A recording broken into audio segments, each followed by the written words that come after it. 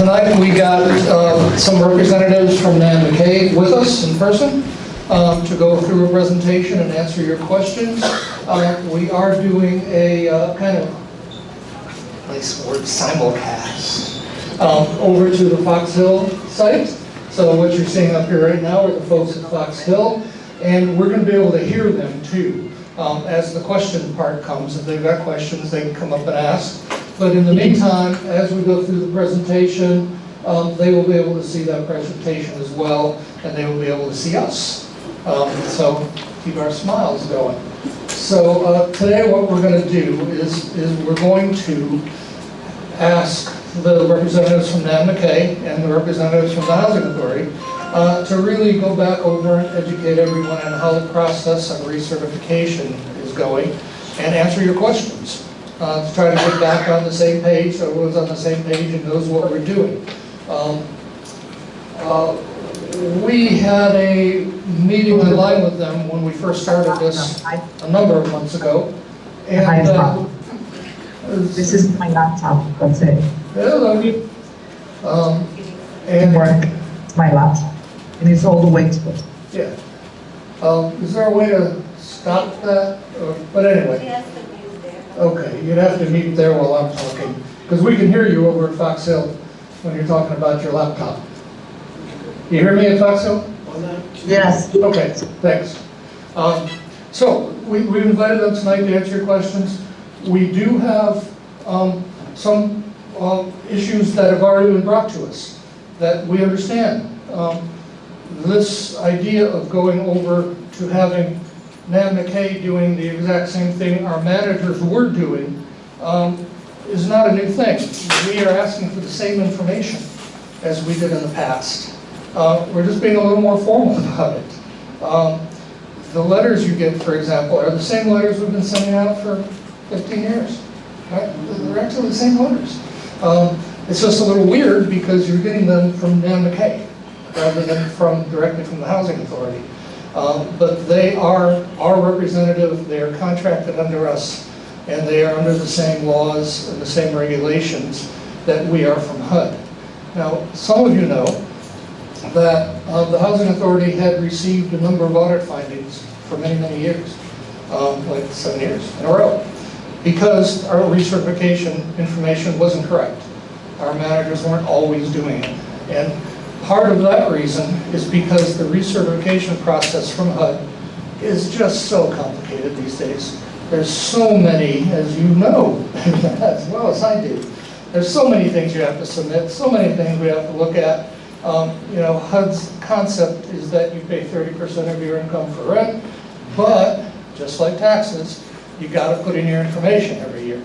Now, over time, HUD has had some changes proposed, which we might mention tonight, that aren't in place yet, that Nan McKay may mention, but we hope are going to be in place soon. But nonetheless, even then, you know, what HUD asks for, we are required to implement. We have no choice. That is federal law, that we have to implement that. And the information we ask is things that we need to ask under law.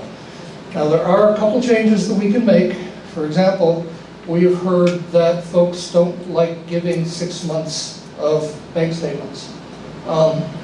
Okay, that is in the Housing Authority's policy. It's always been in our policy for years now. But okay, we'll change that. And we're changing that back to only 3 months rather than 6 months to make it easier on folks. We have heard the complaint that why should we be looking at the outgo on your bank statements? Why should we be concerned with who you're paying? All we should be concerned is with the income. We're changing that. Right? So we're now going to allow you to take your bank statement and, if you wish, to blank out your outgo. Right? So we won't be able to see your outgo, just your income. We still need the bank statement because we've got to have it to prove your income. But we don't have to see all of your outgo. And our policy at the Housing Authority said you can't modify that outgo. We're changing that. And we're going to be letting you blank that out. Because we've heard you, right? Because we've heard you. this idea of bringing on Nan McKay is our first year we've done it. And as we go through, if you have things to change, we'll listen. And where we can, we'll change. Because we're here to serve you. I mean, we're here to house people. We're not here to unhouse people, like Mary Margaret likes to say. That's why we're here. And you've heard me say a lot, we're housers. We hate to evict anybody. We hate to do that. But there's certain guidelines with our contract with HUD that we must follow and we must do. And part of what we're here today is to hear Nan McKay talk to us and talk to you about the things that are absolutely required by HUD. The things that aren't required, we can talk about and we can change. Like how many months of bank statements. Whether we can modify a bank statement or not. We can change those things. But there's some things that they'll be explaining to you tonight that we just can't change. And we're gonna have to do it. Now, at the same time, I understand sometimes when the letter goes out, which by the way, again, is the same letter you've gotten, that says if you don't do it, you may be subject to action against your lease. Yes. Yeah. I mean, if you don't give us, through federal law, what you're required to give us, then the only thing we can do is to rattle our cage and say we may have to get you out of here. We don't want to, and we will give you opportunity after opportunity, right? Like on this, right now, if you don't submit within the 10 days, you get another 10 days. If you don't submit there, you get another 10 days. And if there's somebody worried or doesn't understand, you can come see your manager. Your manager's there for you. We've had countless examples of people going to see their manager, and the manager sits with them and explains it out and explains it to it. So first, what I would ask is we allow Nan McKay, Mary Margaret, and Brandy to give their presentation, and we'll have plenty of time for questions. And we'll have questions directly from Fox Hill too, or if somebody wants to relay questions, but I think the tech is good, and we'll actually be able to hear them from Fox Hill. And we'll spend as much time as we need tonight to get everyone on a solid ground to understand what we're doing and where we're going. Does that make sense? Good. The only comment I have is those residents that can't get to the manager's offices, are the managers going to their home to explain it? So if somebody calls, correct me if I'm wrong, wherever you are, if somebody calls the manager and says, I can't get to your office, will you stop by? Yes. Yes. Yes. Okay. They'll stop by. And if they won't, I think some of you have my phone number. And your thing is, we will get the boot out and kick them. But, right, managers? Yes. Is there any manager in town here that would not go to somebody's house to help them? Yeah, not at all. Not at all. We have plenty of residents that are bedbound, that we have no problem going to them and bringing in documentation or retrieving documentation. Yeah. So that happens all the time. And I've seen it happen all the time too. So let them do their presentation. I'd like to introduce Mary Margaret and Brandy, and they're going to go through a slideshow and give you that presentation. And so what we're going to do is change our screen over here and at Fox Hill over to the slideshow, and then you guys can take it away. Mike. All right, Mike. Hi, I'm Mary Margaret Turner. This is Brandy Dunn. We work for Nan McKay. I'm waiting for the slideshow to pop up. And like Mark said, we are in the business to house people, not unhouse people. Brandy and I both come from backgrounds very similar to those that we house, and it's our job and it's our calling. I believe to work in housing, you have to be a servant and have a servant's heart, and if you don't, you won't be successful in this business. And Nan McKay as a company, and us specifically, have been because we have those servants' hearts. But let me tell you a little bit about our company, who we are, what we are, and what we are contracted to do for you and what HUD requires us to do. We did not come to make changes, we just came to assist the Housing Authority. And we'll talk about that as we go through the slides and then again at the end. So Nan McKay and Associates, we've been in business for a lot of years now. Nan McKay is an actual person. She's in her 80s. She started working in affordable housing in the early 60s before there was even HCV. When Housing Choice Voucher Program came into inception, it was in 1965. The slides are, Brandy, do you want to help him? Yeah. wasn't even in inception yet. She was working for a housing authority in St. Paul, Minnesota. This tells you about me. We work with 35 different projects, 34 in addition to Hoboken, out of our office in Frankfort, Kentucky. Slide. Sorry, what's the name?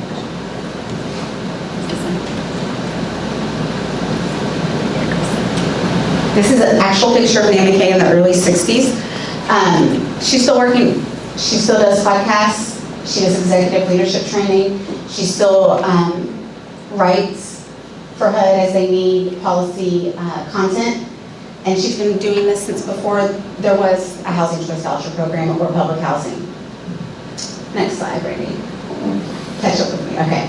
So again, in 1980, in St. Paul, Minnesota, she discovered a discrepancy in the training of her housing specialists. So she created a training program, and that's how Nan McKay started. We are at our heart a training program, and we started with trainings. Trainings led to consultations. Consultations led to publications. Publications led to program management. In 2007, John McKay, Nan's son, became our CEO, and he expanded us even further. So over the last 17 years, starting in 2009, when we first contracted with the Chicago Housing Authority, we've done things like go on site and manage programs on site. We still have the contract with Chicago. They've renewed every 5 years since then for the last 17 years, and they just signed again for an additional 5 years. We at Remote Services came into being about 7.5 years ago, right before COVID, and COVID made it clear that something like what we do is very needed. Housing authorities struggle to retain employees, and this is where Nan McKay's expertise and the gold standard quality that you get from us can help housing authorities like yours. We come in and we assist, we fill the gaps, right? So we have demonstrated experience over the last 45 years. We've worked HCV programs with a variety of housing authorities. Most significantly, we work with NYCHA, Chicago, Miami, Los Angeles, Tallahassee, Georgetown, Newark, a variety of housing authorities doing HCV programming and public housing. In addition to HCV program, we do consulting with over 400 clients and counting. We also have demonstrated experience in training. Like I told you, we started as a training company. We have over 13 certified classes that are continuing education credits through HUD for not only housing choice voucher, but public housing, multifamily, light tech, and we also do rent help in addition to executive management trainings and now HOTMA. We also work with the Department of Housing and Urban Development. You guys know them as HUD. We partner with them for policy, content, and we assist them as needed. Currently, we are doing improper payment elimination to ensure that there's not duplicate subsidies. We also work on Recovery Improvement Act with them. We have the Ability Toolkit that we assist with, and Trouble PHA Technical Assistance. So if you don't know, PHAs are rated, and you can be a high performer, a standard performer, or a trouble performer. If you're a trouble performer, typically HUD will tell you to bring in a contractor like Nan McKay. If you have audit findings, they'll say get some help. Have a company like Nan McKay's come in and assist you because we're compliance experts and it's what we do. At the heart of being a trading company is customer service. Like I said earlier, you have to have a servant's heart to do this kind of work. It's not a thankful kind of job. People are always upset with you and angry sometimes, but we do this because we feel there's a need and a calling for it. That's what Nan felt, and it's how we feel as well. So you can know and be assured that we're defined and driven to our commitment to be not only successful, but to assist Hoboken Housing Authority in being successful. You're a top priority to us, and customer service is a #1 key priority for us. So what happens when a housing authority determines that it needs assistance is they reach out to companies like ours. We bid on them. Once that's decided and a contract is signed, this is kind of how it starts. We're educating you on how we came to be here, what we do, and what the expectation is. We are your employees. We work for the housing authority, and therefore, by proxy, you. During the first phase, during the first phase is the initiating of the contract. This happened last August. We did team introductions, we clarified goals and expectations, we discussed the barriers that the Housing Authority was having, and we determined what was required for reporting for them and for HUD. The second phase is usually discovery. This is where we review all the documents that are provided to us by the Housing Authority. We have weekly, bi-weekly, and monthly meetings as needed with the stakeholders, which would be Yesenia, sometimes the managers, Mark as needed. And then we customize training if needed. Last is executing, which is what you guys will have seen over the last 10 months or so. This is us processing interims and annual recertifications for public housing, HCV, and other programs. Next. So we partnered with you guys in August of 2025 last year to do recertifications and interims for the RAD, HCV, and public housing programs. We're also helping assist and give guidance on updating your ACOP and admin plan. For those of you that don't know, ACOP and admin plans are the policies that the PHA elects and votes into being policy. It's what we have to follow when we're doing your recertifications and what the Housing Authority itself also has to follow. So the biggest areas of concern that we were told to address here and to educate you on, and the ones that we hear you guys being frustrated with the most, are 1, annual recertifications. Annual recertifications are dictated by HUD. HUD has 2 things, what you must do and what you may do. What you may do is where the PHA has the autonomy and the opportunity to select its policies. Like currently your ACOP says 6 months of bank statements, right? That was elected and chosen by the Housing Authority. Long predates Nan McKay. However, they also have the autonomy to make that change, and they've heard from you, and they're making that change, and we support that. So now, going forward, you'll be able to do 3 months. So that's what the ACOP and the admin are. They tell us how and what your Housing Authority has elected to do. The recertification process is conducted annually to ensure that each household's eligibility and assistance remains accurate and compliant with program requirements.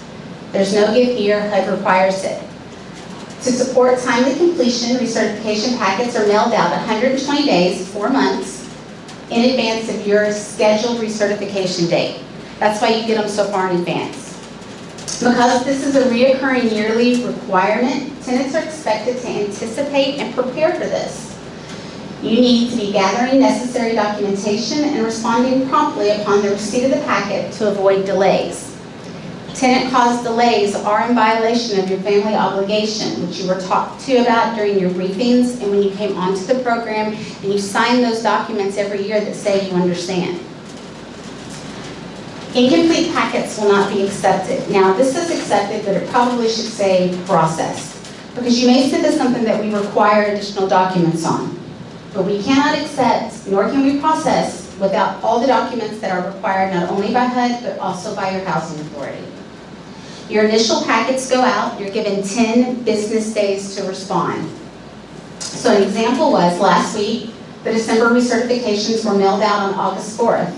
They're due back by August 18th, 10 business days. If we've not received those packets by that time, you get a second notice sent out. You get an additional 10 business days. If we still not received them at the end of that period, a third notice goes out with no packet, and you get an additional 10 business days. This is very generous of the Hoboken Housing Authority. Most, the other 34 that we work with, don't always give this much time. They give you 1 notice, 10 days, and that's it. Hoboken is very generous, and they're very tenant-oriented. You guys are fortunate in that regard.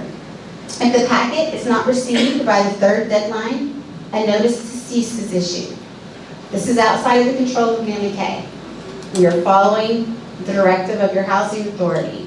The Housing Authority is following the directives of HUD. In order for us to assist you, you have to assist us by providing us with the documentation that's required. If we get your packet and we review it, we tend to have them completed within 5 days. If documents are missing or incomplete, up to 3 notices again are sent. So you get another 10 days, another 10 days, and another 10 days to submit whatever was missing or incorrect when you submitted the first time. We do give the 2-day grace period that the PHA allows. We also probably give another day or two after that simply because of mail. We are located in Frankfort, Kentucky, and if you're mailing them to us, we give you grace for that. We're never going to hold that against you. If required documents are not received after the 3rd notice, a notice to cease is issued. Again, following your ACOG and admin plan. Your responsibility as tenants in order to receive subsidy that is provided to you from the federal government is to complete these packets. Timely completion of the recertification process is your responsibility. Delays in submitting the required forms and documentation may result in enforced actions up to and including termination of assistance. Now let me be very clear here. If you're a few days late getting us documents, it is not our job to unhouse people.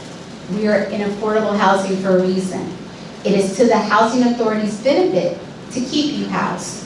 In order for them to get the funding to keep you housed and to do improvements, etc., that are needed, we have to do these annual recertifications. They have to know how many people are here. They have to know how much money you guys make. They have to know how much assistance does Hoboken housing need. The only way they know that is through this recertification process. We don't want to terminate, and we'll do everything within our power to work with you and to ensure that doesn't happen. However, if you're non-responsive, there comes a point where it's out of our hands. You'll notice in upcoming packets that will be going out, the cover sheet has been updated and changed. As Mark said earlier, they've made some changes internally that you'll see starting to happen. One of those is the 3 bank statements instead of the 6. You may redact any outgoing purchases, but not incoming deposits. And all of that is now updated on the cover sheet, is that correct? Yes. Yes. Each packet includes a detailed cover sheet outlining all required documents and instructions. This ensures tenants clearly understand what's needed for the packet to be considered complete. And again, incomplete packets cannot be processed, nor can they be accepted. So make sure you have everything together. And if you question, is this what they're asking for? You can call your manager. You can call and ask. You can respond to our emails and requests for documents, and we'll be happy to walk you through exactly what is needed to get this completed. Another concern or issue that has come up several times is questions about the student rule. Why do they need to know how much money I'm getting from the school?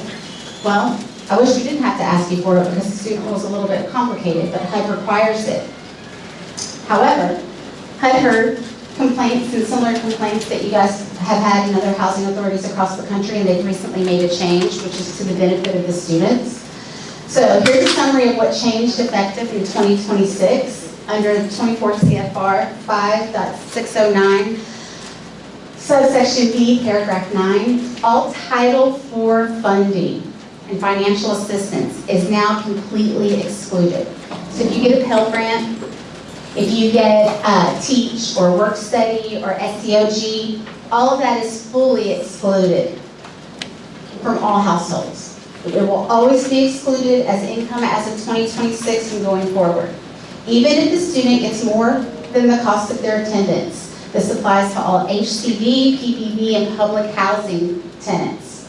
An example is, the student receives $10,000 in Pell Grants, but the cost of attendance is only $7,000. That difference, that $3,000 they get to keep. It's not counted as income. It's not going to go against your rent. It's not going to be charged against your 30%. It would be excluded. Now, non-Title IV income is excluded up to the cost of attendance. Only the excess is counted. And these are things like if you get a scholarship from the school, if you get a state grant, if you get any kind of school-based awards that's monetary. These are only excluded up to the actual cost of attendance. HUD only counts the excess. To use the same example, a student receives $10,000 in school-based awards, but the cost of attendance is $7,000, then $3,000 would be included as income. It's a HUD rule and determination that went into effect in February of this year, and there's no way around that. The prior under 24 no dependence exception is eliminated and may not be used. That was part of the old rule. And any full-time dependent student earned income is excluded except for the dependent deduction part. The Section 8 student eligibility rule remains in effect. and still must be applied. A student is ineligible for Section 8 or HCB housing unless they meet one of the exceptions. They're under 24, they're enrolled in an institution of higher education, they are not a veteran, they are not married, they do not have dependent children, they are not independently eligible for the HCB program, and they are receiving financial assistance from their parents. In addition, student loans are always excluded. They never count as income.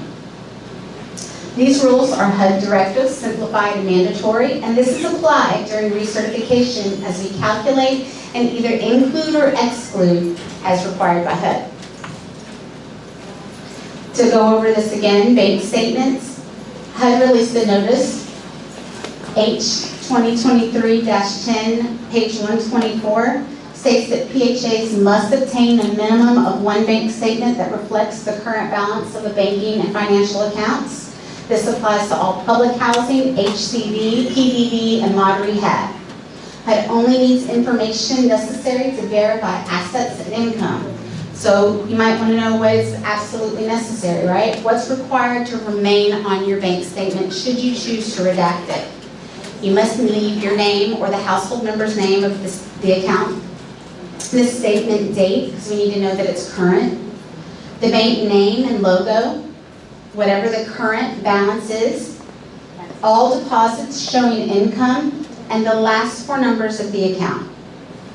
What you may redact. The full account numbers, but you just show the last four. The routing numbers, any merchant names or transaction descriptions, internal transfers, and linked account details. Your housing authority has elected to require only 3 months of bank statements.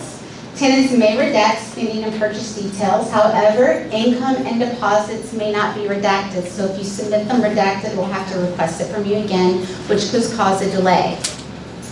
HUD only requires one current statement, but PHAs have the authority to elect to require more.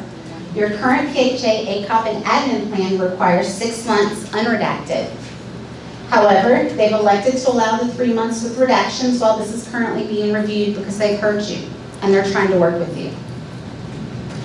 Those were the main concerns and issues that we were asked to speak about and educate per HUD and Housing Authority directives.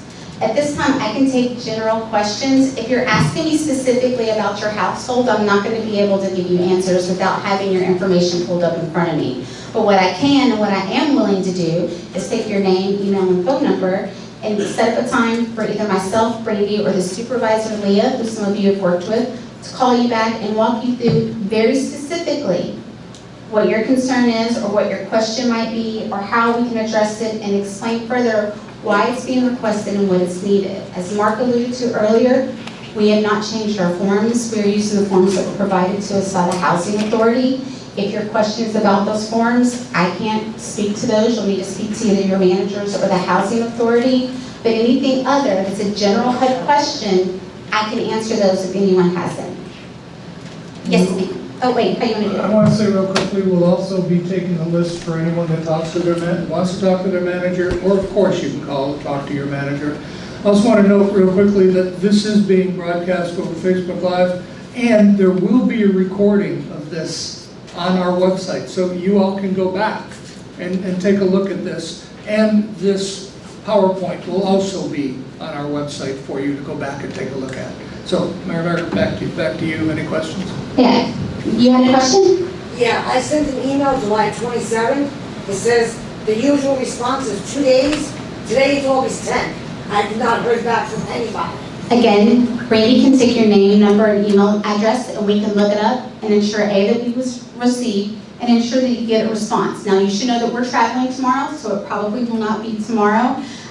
We had some difficulty getting here. I'm anticipating difficulty getting home, but by Wednesday, you should have a response either from Brandy Dunn, who's the Assistant Program Director, or Leah Cunningham, who is the supervisor of this specific project. And if you wait till we're through taking questions and see Brandy, she'll get all of your information. We will definitely make sure that you're responded to by close of business Wednesday. And if you're not, I have business cards. You may leave with one, and my personal cell phone's on there. You may call me. Any other questions? And also in the future, always remember, you can go to your manager If Nan McKay said, I'll be back to you in 2 days, and 4 days have passed, talk to your manager. Say, look, there's a problem here, or many of you have my cell phone number, and many of you use it. Done that.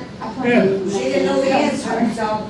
Okay, so I would hope she would try to get back to you, but you have to talk to Rhonda about that. But yeah, so we'll continue to do better on that. Now We hear remember, you. yeah, the 2 days is 2 business days. So if you send it on Friday and you don't get a response till Monday, we're obviously not in the office on the weekend. Any other questions?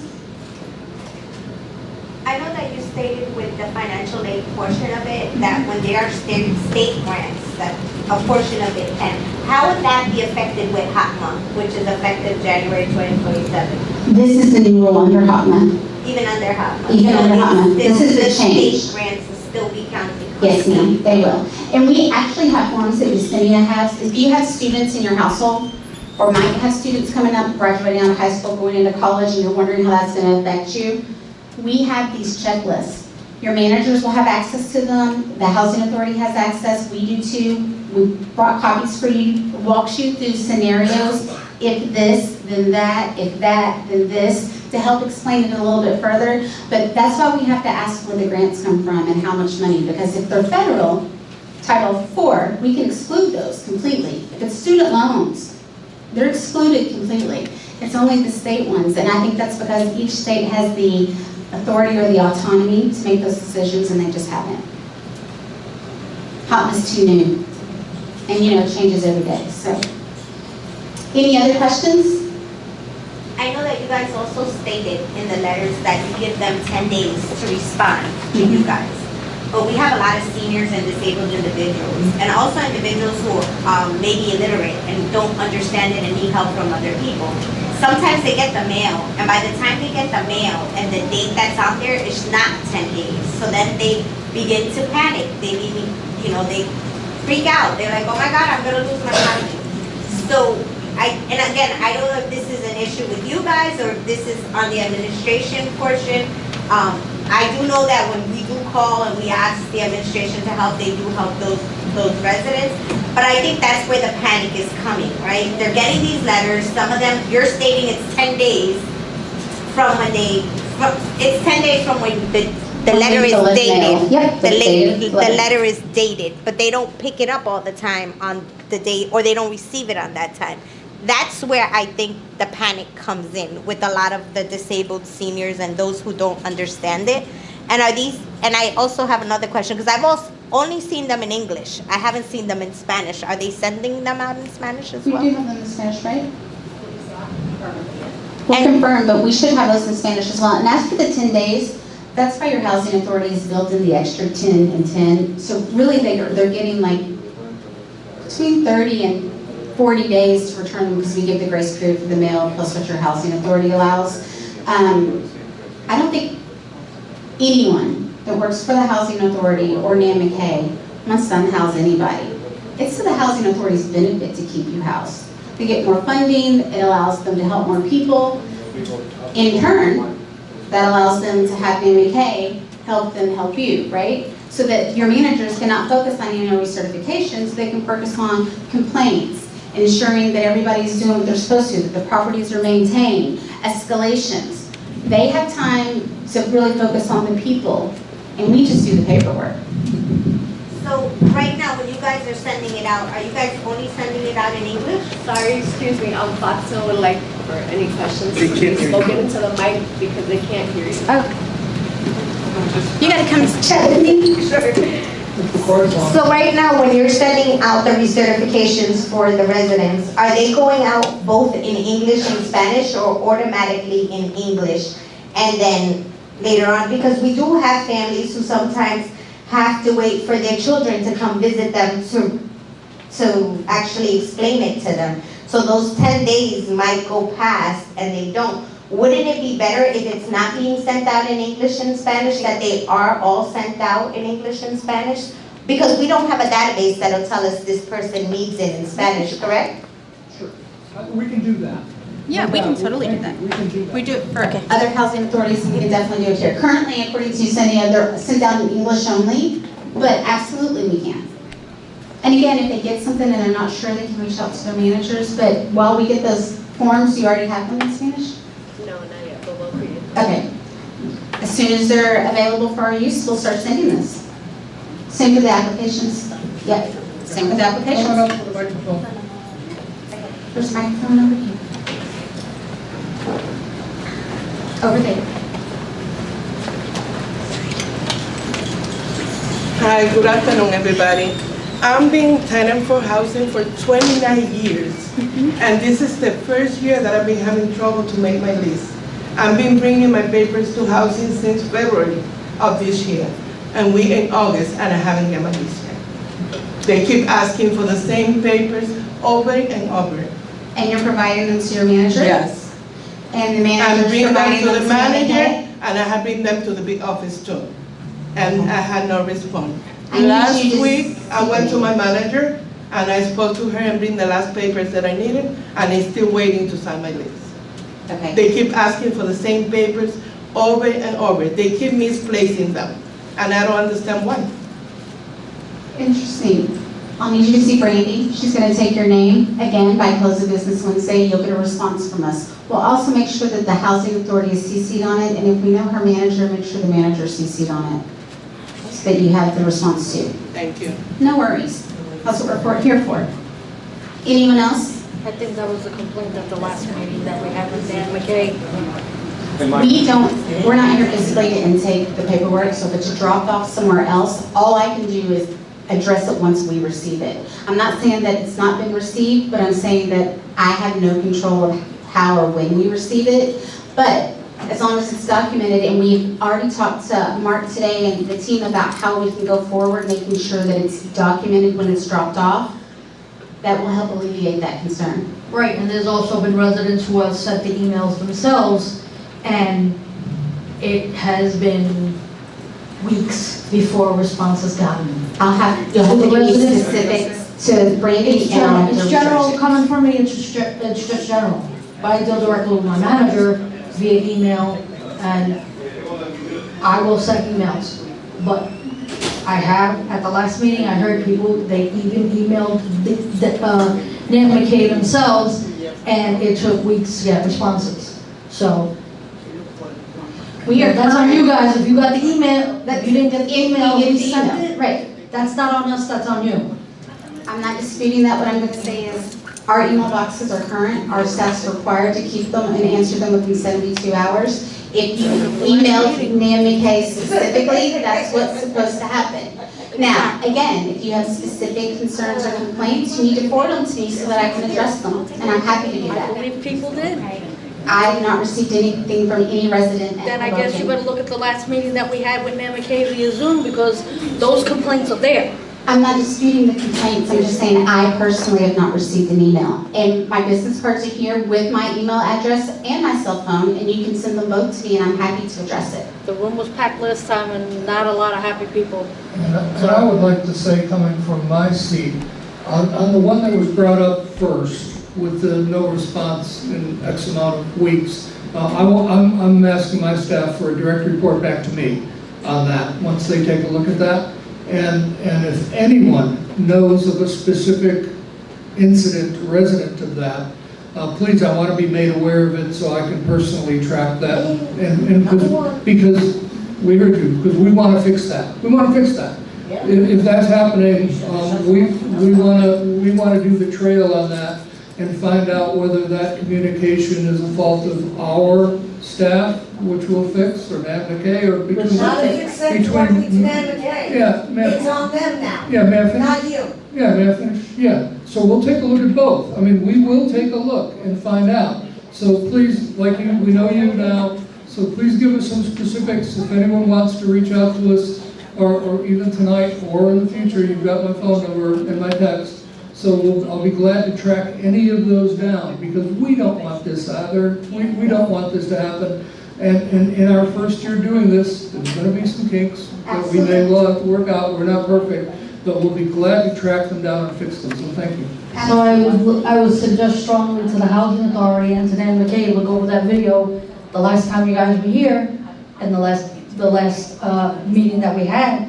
Look that over The housing authority can see who the residents are, reach out to them and do what you gotta do. Will do, thank you. But that's on you. And again, if it specifically has happened to you, if you give your name to Brandy, we're happy to follow up. I've already done that, and I've already taken care of that, and I'm going through my manager. But again, there are other residents. At that last one, you need to look at the video and then get in touch with the housing authority, see who those people are, and make sure that they are not getting notices to cease, because there were people that were getting it, and they received the mail, and they checked their mail every day. They got the letter on a Friday, and it said it was due the week before, and they got a notice to cease.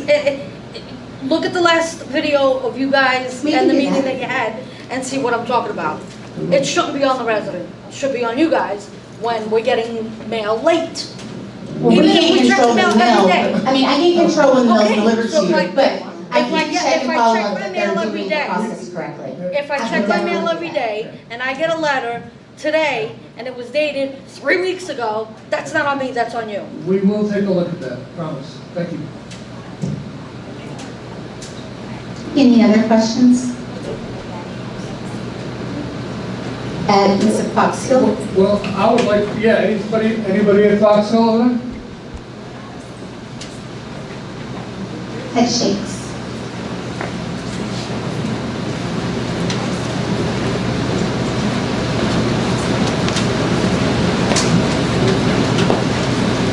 Okay, thank you. Just, again, personally, thank you for coming. Thank you for your comments. If you've got them, we will try to work them out. We'll always try to work them out. So keep communicating with me, communicate with our board members, communicate with your manager, very important. Manager, Ms. Yesenia, who supervises the managers, and then up to me if you're not getting your answers correctly or on time, so we can fix it, because we want to fix it. And I do believe strongly Nan McKay wants to fix it too. I know that for sure. So we will continue to work with you and continue to try to get better every year. So again, thank you for coming. Just a reminder, this whole presentation will be up on our website in the next couple of days. Yes? Yes? Day, two? Sunday, but Sunday. Our tech guy says Sunday. no, Sunday is the one who uploaded, but I'm sure that she probably got it. Not Sunday, Sandy. Sandy. Sandy. Okay, I don't speak Spanish. So, yeah, it'll get on the website very soon. So you can take a look back, take a look at what we say, you can take a look at the presentation as well. And again, with great love and respect, thank you for coming, and we'll see you all soon. Many of us will be hanging around for individual conversations if you want, okay? Good? Thank you all. Signing off now. Bye-bye. Thank you.